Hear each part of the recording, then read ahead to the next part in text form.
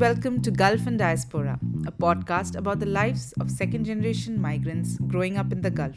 I'm your host, Ria Ibrahim. The Gulf is home to millions of migrant workers, especially from South Asia, Africa, and Southeast Asia. We often hear stories of the first generation, their sacrifices, struggles, and dreams of returning home. But what about their kids, the ones born or raised here, who've known no other home, yet aren't fully accepted here or belonging to this place? That's who we are going to talk about today, the second generation. Many of them grew up feeling in between, rooted yet rootless, tied to their parents' culture shaped by the Gulf, but legally and socially excluded from full belonging. Some see that as a loss, while others see it as a freedom, a way to redefine identity beyond borders. In this two-part series, we explore what it means to grow up in the Gulf as a second generation migrant, how people find identity, community, and meaning in places that are both home and not home. First, I sat down with two people close to this story: my husband Lijin, who grew up in Bahrain, and Aarti, who was raised in the UAE.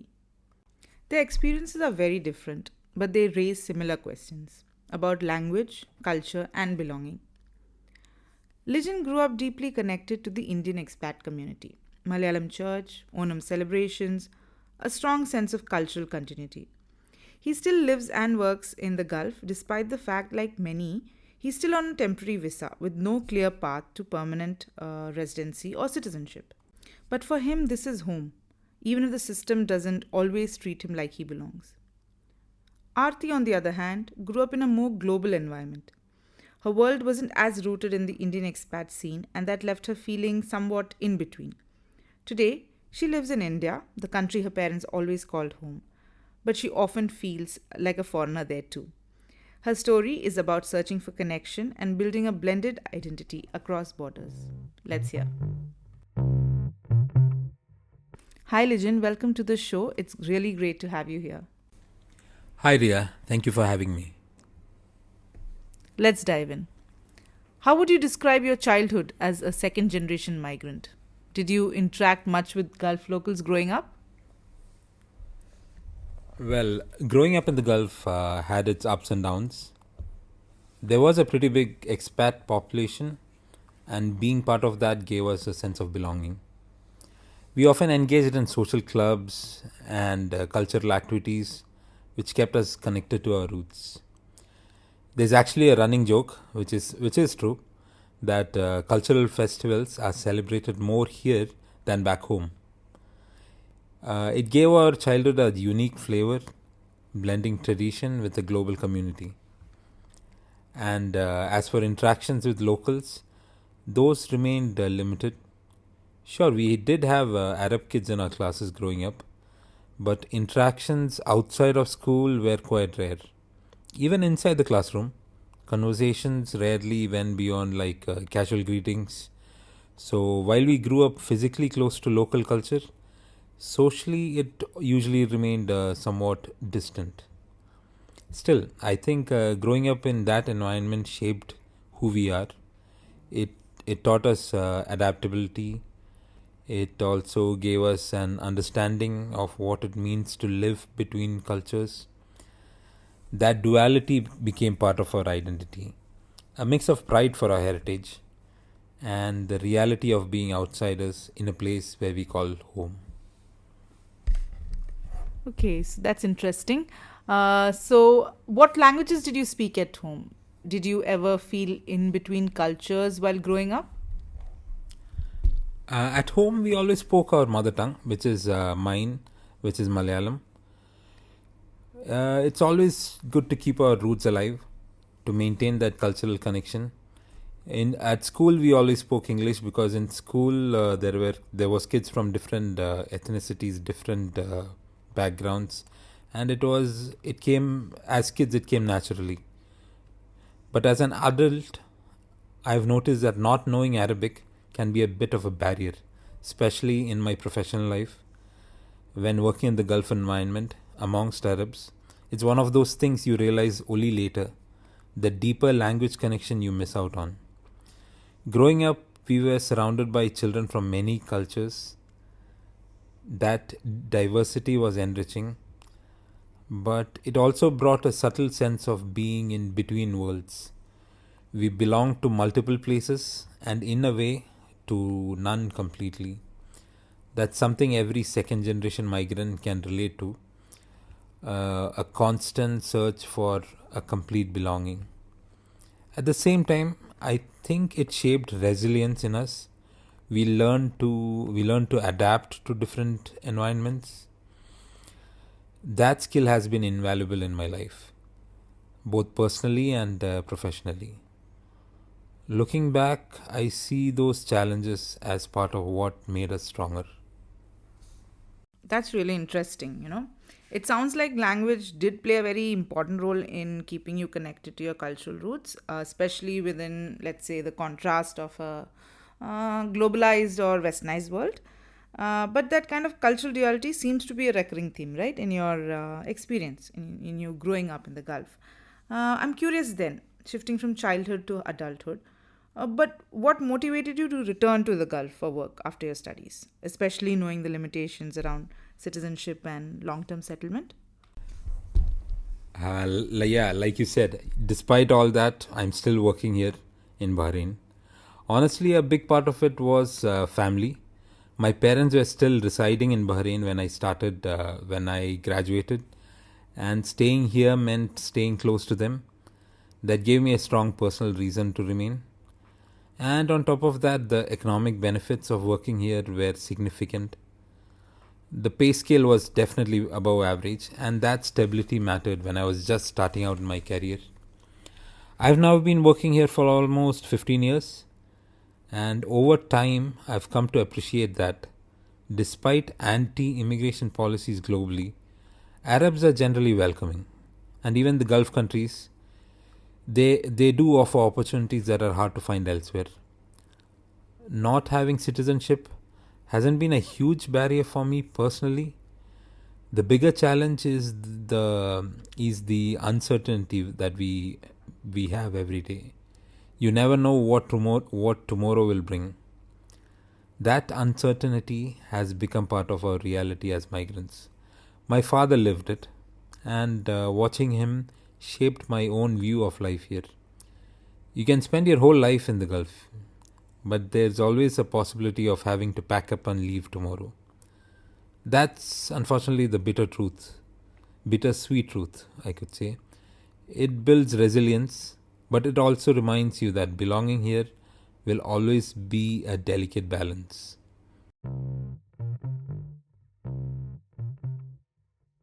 Lijin's story reflects the layered reality of many second generation migrants in the Gulf, which is a strong sense of belonging within familiar expat communities, a hybrid identity shaped by language and environment, and the complex decision to return home to a place that doesn't fully offer permanence. That strong cultural grounding, however, contrasts with our next speaker, Aarti, and adds a rich layer to this conversation.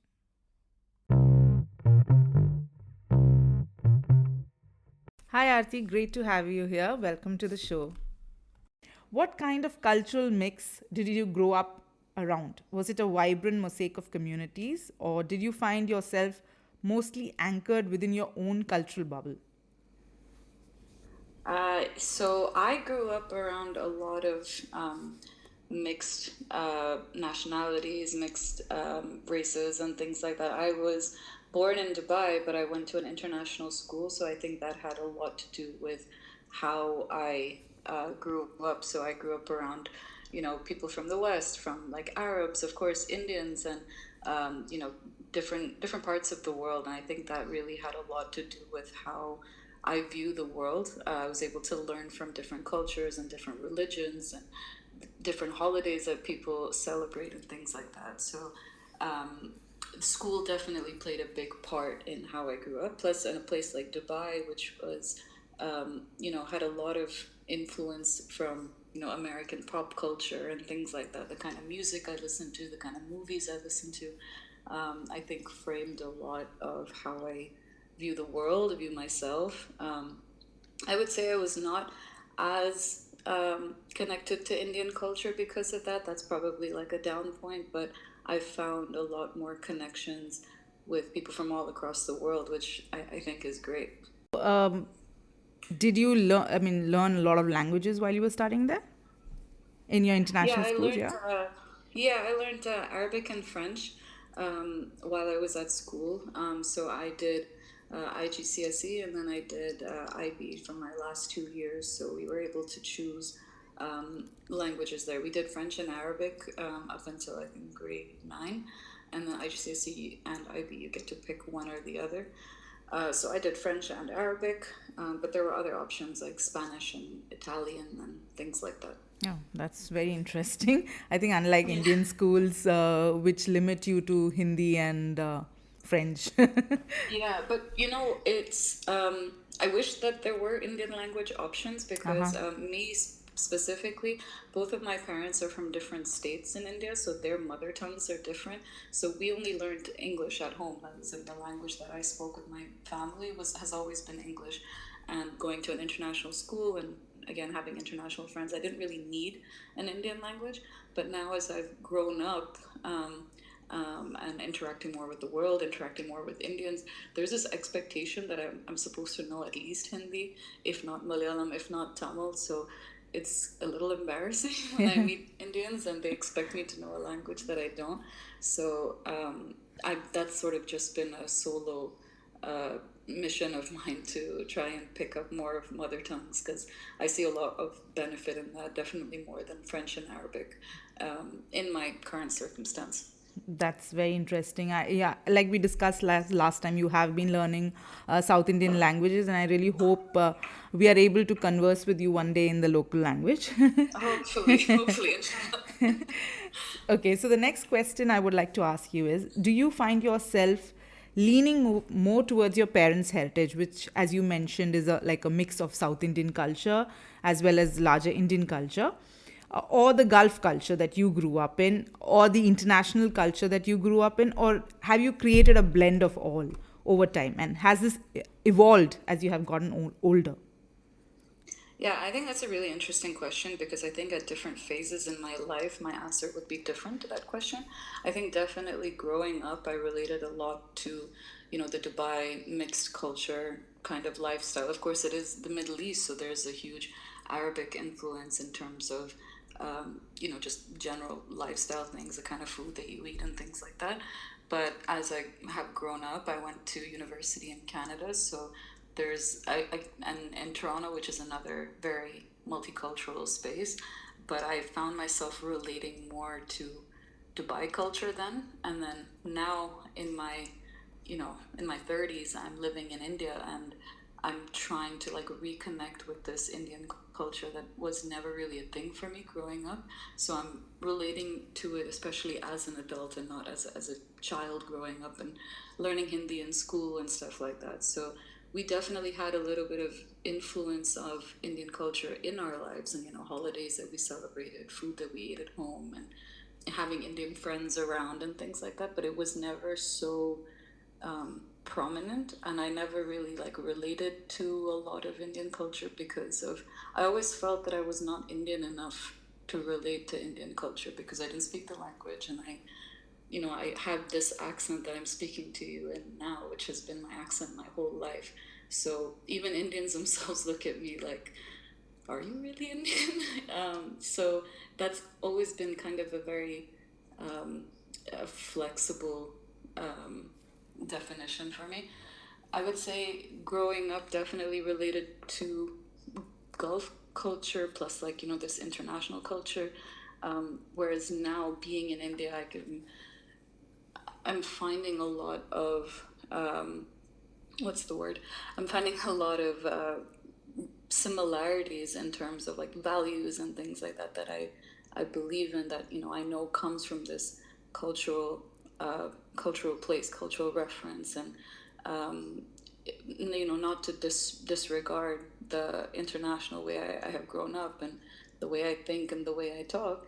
But I'm sort of finding a blend now which incorporates a lot more of Indian culture than ever before in my life. That's such an interesting journey. It sounds like your sense of identity is really evolved across different stages of your life, and it's become less about choosing one culture and more about finding a balance that feels authentic, right? So, building on that, how do you think growing up in the Gulf and surrounded by that mix of cultures and then later reconnecting with your root in India has shaped the way you see and relate to the world now? A lot. It's changed a lot. I think, especially because of feeling so alien in my own culture as I've grown up, and living here now, still feeling like an alien, but because I wasn't raised the same way. I don't exactly think the same way that people here do. I obviously don't talk or look the same as everybody here. So that part of me being different will always be a part of my life. But there are a lot of things that we do, like in terms of holidays that we celebrate specifically, or the way food is prepared and like where it comes from. Definitely the language thing. I think that changes a lot of in terms of like feeling like you're part of a community when you're speaking the same language. So it is definitely getting closer to that kind of feeling of community. However, I don't think it'll ever be like, as I think maybe it's just from where I am currently, to feel like fully assimilated into Kerala culture just because I was not born here. And this will be my accent unless I have a full, identity makeover. This is how I'm gonna talk, and this is how my body's gonna look with like tattoos and stuff like that, which is strange. And I'm 5'7", which is too tall for most people here. So a lot of things, I think, will always make me different, but I definitely do feel a lot of comfort, or a lot of connection more to Indian culture now, living in India for sure. This conversation with Indians from like different parts of the world, even Indians that are born and raised in the US or Canada, things like that, who definitely obviously relate to their country and like how they've grown up way more than Indian culture. But I also find that sometimes when you're raised so far away from it, there are people that are like ultra traditionalist. You know what I mean? Like Yeah. they're very serious about their holidays and their religion and their the clothes that they wear and things like that, to a point where it becomes like a very tight knit community. So I think the fact that we were raised so somewhere that's so multicultural means that you're always open-minded, and also just like tolerant of different cultures, and a little bit about different parts of the world, and how to talk to people, even if it's just a few words in their language. So being that kind of international person, I think, is such a blessing to be able to relate to people that way. As much as you feel like an alien in your own culture, you can kind of relate to anybody from any part of the world, even just a little bit. So that's the cool side of it. Aarti's story really brings home what so many second generation kids in the Gulf go through. Growing up shaped by different cultures, but not fully fitting into any one box. Like we heard, identity isn't just about picking sides, it's about finding your own mix that feels true to you. Both Lijin and Aarti give us a glimpse into what it's like growing up in the Gulf. For Lijin, it was more about finding community despite legal and social barriers. And for Aarti, it was about navigating cultural distance and figuring out who she is over time. What ties it all together is, however, the push and pull of growing up in a place that feels like home, but doesn't always make space for you to belong. Through language, community, and rediscovering their roots, both their stories show how identity is always evolving. So, how does language help them move between worlds? And how does that shape them, how they're seen and understood? That's what we are digging in episode 2. Thanks for listening. If this resonated with you, hit subscribe and share it with someone who's ever felt caught between two cultures. I'm Ria Abraham, and this is Gulf and Diaspora.